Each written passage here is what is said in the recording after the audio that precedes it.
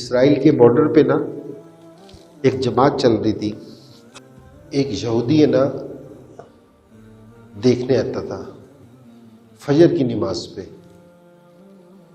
کہ بھی کیا صورتحال ہے، پھر ہے نا واپسی چلا جاتا تھا خوش خوش. تیسرے دن جماعت کے ساتھی نے اس سے پوچھا تو بھی تو کیا دیکھنے آتے ہو؟ اس نے کہا کہ ہماری کتابوں میں لکھا ہے کہ مسلمان ہوں گے چاروں طرف جس ٹائم ان کے فجر کے اور جمعے کے نمازی برابر ہوں گے. اب آپ فجر پہ اپنی مسجدوں کا حال خود ہی دیکھ لیں، اپنا حال خود ہی دیکھ لیں گے کتنے ہم فجر پہ آتے ہیں.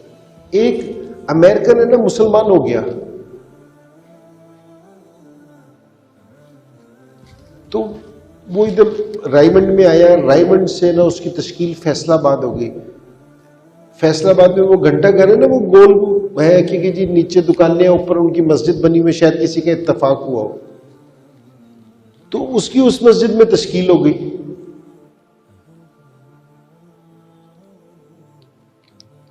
تو جس ٹائم وہاں سیدھا وہ کوئی مشینوں کا کام ہے، کسی کا کسی چیز کا کام ہے اس میں، تو جس ٹائم اذان ہوئی نا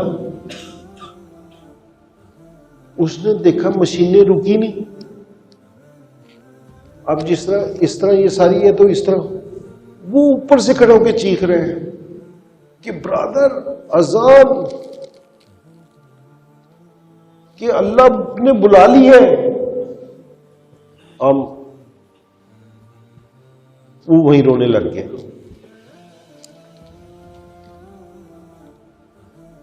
اس نے یہ کیا ہوا کہ یہ تو مسلمان ہیں، انہیں تو اللہ بلا رہے، یہ جا ہی نہیں رہے. تو بھئی اذان ہے نا یہ اللہ کی طرف سے دعوت ہے. اذان ہو بھئی میرے تو سارے کام ختم، مجھے تو میرے اللہ نے بلا لیا. جہاں کوئی آدمی بیٹھا ہو اور ابھی اس کو کہا کہ جی پرنسپل صاحب نے بلایا ہے، وہ سارے کام چھوڑ کے جائے گا نہیں جائے گا؟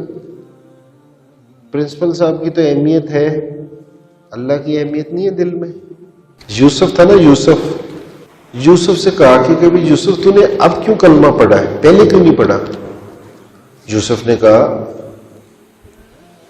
کہ میں بچپن سے مسلمان لڑکوں کے ساتھ کھیلتا آیا ہوں، بچپن سے مسلمان لڑکوں کے ساتھ کھیلتا آیا ہوں، لیکن کہہ رہے کبھی اس میں اور مجھ میں ہمیں فرق نظر ہی نہیں آیا کہ یہ کوئی اور ہے میں کوئی اور ہوں.